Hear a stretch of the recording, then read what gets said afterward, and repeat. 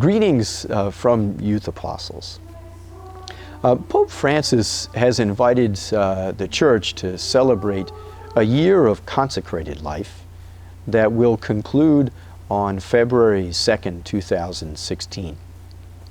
And he desired to focus the Church's attention on those who have dedicated their lives in a kind of very intentional way to Christ and to His Church through a community and through the profession of promises or vows of poverty, chastity, and obedience.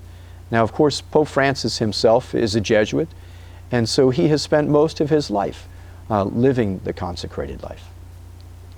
It is always helpful whenever we're addressing an important issue as Christians to start with the sacred scriptures. And so I'd like to revisit a passage from Matthew's Gospel in chapter 19 that I used in my last video. And there Jesus says, "Not all can accept this word, but only those to whom that is granted. Some are incapable of marriage because they were born so. Some because they were made so by others. Some because they have renounced marriage for the sake of the kingdom of heaven. Whoever can accept this ought to accept it." Now, we have always understood this in the Catholic Church to be a very clear instance where Jesus is teaching us that some people are called by God to surrender marriage for the sake of the kingdom of heaven.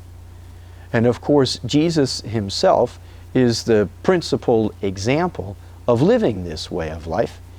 But we know that others of his closest collaborators live that way as well, including St. John, the youngest of the apostles. Now, what does it mean to renounce marriage for the sake of the kingdom? I think first of all it means, and this is very important, that we are setting aside a great good, the great good of marriage and family, for another good, which is the good of building up the kingdom of God on this earth.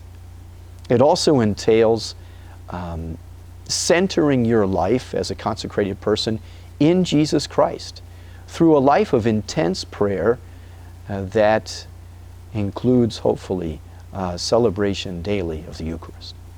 It includes dedicating all of your apostolic energies as a Christian to serve young people, to serve the poor, to serve families, to serve the elderly, to serve those who are dying, to serve those in great need.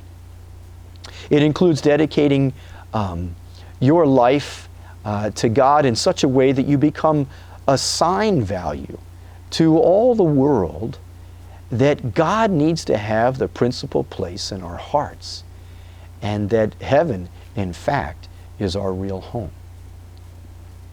Now, the consecrated life has been a very important and integral part of the life of the Church for 2,000 years. On some level, it started with the Desert Fathers, like St. Anthony of the Desert. And it also includes those early monastic communities, like the Benedictines and the Cistercians. It also includes the mendicant orders, like the Franciscans and the Dominicans and the Carmelites. It also includes those many apostolic communities that have developed over the years, such as the Jesuits and the Salesians of Don Bosco and the Missionaries of Charity. And of course, it also includes many of those new communities that have developed in the last 80 years or so, like Opus Dei and Communion and Liberation and our own Youth Apostles. The gift and the need of the consecrated life in the Church is not going away. It will always be important to the Church that some of her members will surrender marriage for the sake of building the kingdom of God on this earth. I ask you to join with Pope Francis in spending time this year, if nothing else, praying and begging God to raise up more consecrated men in the Church and in Youth Apostles. Thank you, and God bless you.